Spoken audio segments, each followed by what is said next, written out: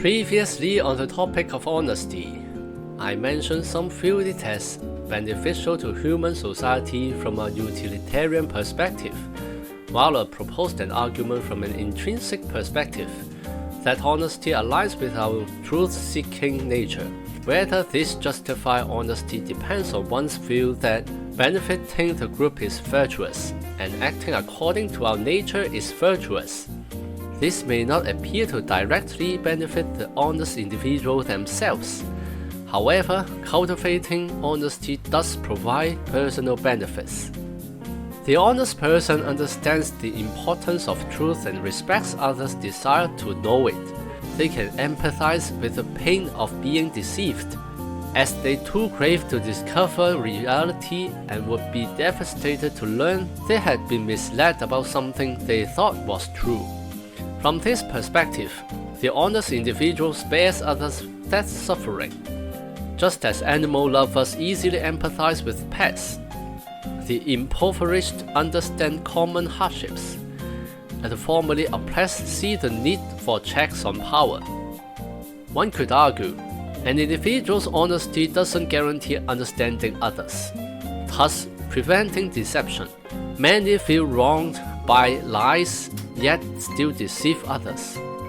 This rings true, like bosses who were once employees mistreating their staff, or adults who faced difficulties as youth now suppressing teenagers. Honesty is not the core of human virtue. A world of honesty alone does not ensure peace, as other virtues like compassion are needed. An honest but uncompassionate person could still deceive.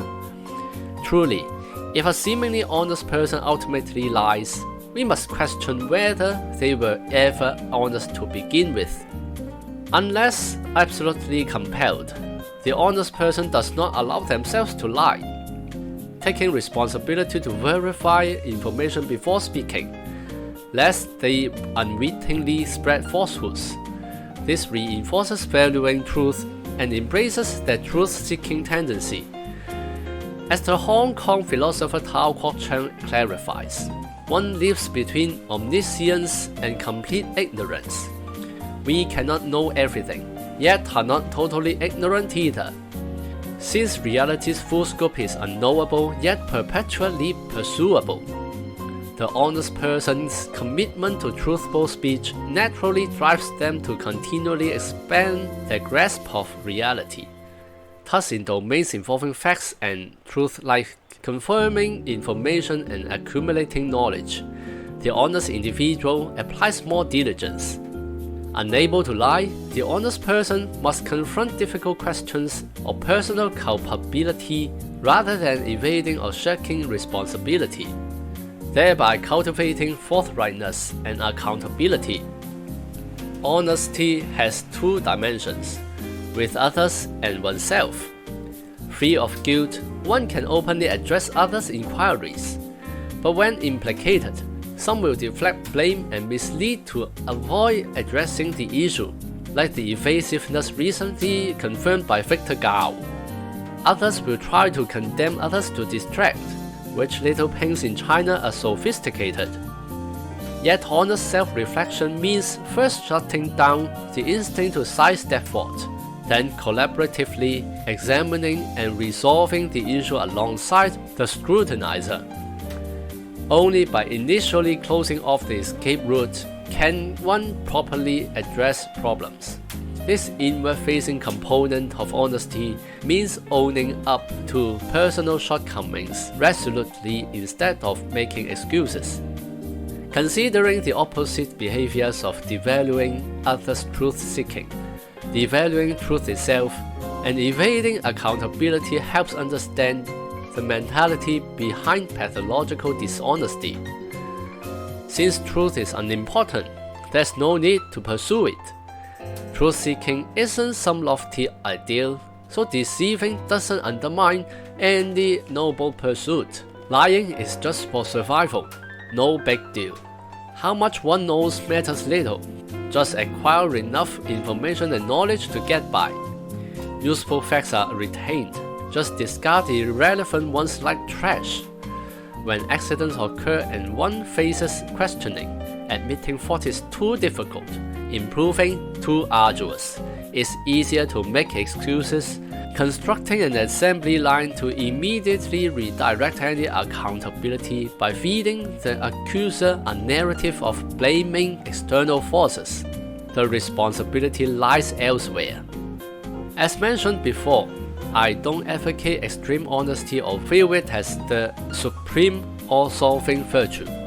Exploring honesty at such length aims to illustrate how cultivating one virtue can have a radiating effect. With honesty at the core, adjacent virtues or at least positive qualities are established, improving the overall self. Some ask others, how do you develop a certain virtue? But those truly embodying it may struggle to prescribe step-by-step methods, as virtues tend to arise from one's fundamental values and habits over time. For example, someone committed to keeping promises tends to be punctual. Showing up on time is a promise, and realistic about their abilities. Over-promising violates integrity. A patient person more often listens attentively because they can wait to respond, and manages finances prudently because they hold their desires and understand risks. Observing someone who is punctual, a good listener, and financially disciplined, one could query, how do you do that? But this risks missing the forest for the trees. Over a decade or two or three, individuals or nations either build up or tear down honesty or other virtues, with profound effects. One may wake up feeling suddenly behind, enviously viewing others' advantages as chronological coincidence or personal misfortune, grasping at straws to recapture illusory self-assuredness. Buddhism teaches one's destiny can't be changed, but one's fortunes can. Nowadays, they may discuss the two, unaware their actions write their own fate. Please comment if you have any ideas. You may also like, subscribe or share this video. Your action can spread the message. See you on the next video.